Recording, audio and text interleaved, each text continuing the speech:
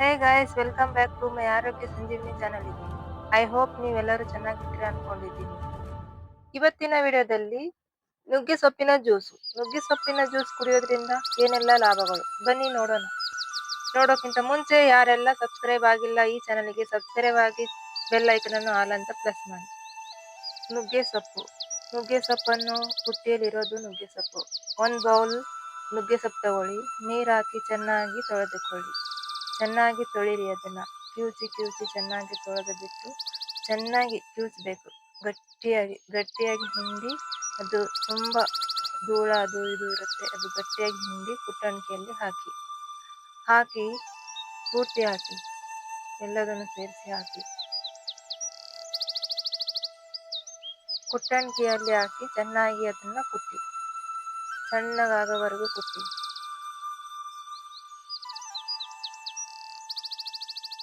Guys, ನುಗ್ಗೆ juice ಕುಡಿಯೋದ್ರಿಂದ ಏನಾಗುತ್ತೆ ಬನ್ನಿ ನೋಡೋಣ. ಮೂತ್ರದ ಕಲ್ಲು ನಿವಾರಣೆ ಆಗುತ್ತದೆ.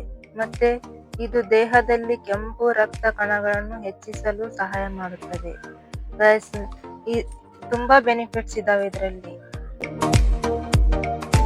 ಅಧಿಕ ರಕ್ತ ಒತ್ತಡ ನಿವಾರಣೆಗೂ ಆಗಲು ಸಹಾಯ ಮಾಡುತ್ತದೆ. ನುಗ್ಗೆ ಸೊಪ್ಪು ದಿನನಿತ್ಯ ನಿಮ್ಮ ಆಹಾರದಲ್ಲಿ ಉಪಯೋಗಿಸಿದರೆ ಗಾಯ್ಸ್ ಒಳ್ಳೆಯದು. ದೇಹದ ತೂಕವನ್ನು, ಕೊಲೆಸ್ಟ್ರಾಲ್ ಕಡಿಮೆ ಆಗಲು ನುಗ್ಗೆ ಸೊಪ್ಪು ಸಾರು ಪಲ್ಯ ಮಾಡಿ. ಗಾಯ್ಸ್, ಇವತ್ತಿನ ವಿಡಿಯೋದಲ್ಲಿ ನುಗ್ಗೆ ಜ್ಯೂಸ್ ಅಷ್ಟೇ ಹೇಳ್ಕೊಡ್ತೀನಿ. ಮುಂದಿನ ವಿಡಿಯೋದಲ್ಲಿ ಸಾರು ಮತ್ತೆ ಪಲ್ಯ ಅದು ಹೇಗೆ ಮಾಡೋದು ಅನ್ನೋದು ತೋರಿಸ್ತೀನಿ.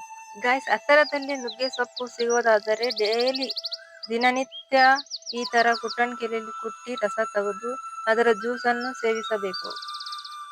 ಒಂದು ವೇಳೆ ನುಗ್ಗೆ ಸೊಪ್ಪು ಸಿಗ್ತಾ ಇಲ್ಲ, ಏನ್ ಮಾಡೋದು ಅಂತವರಿಗೂ ಒಂದು ಸಿಂಪಲ್ ಟಿಪ್ಸ್ ಹೇಳ್ತೀನಿ.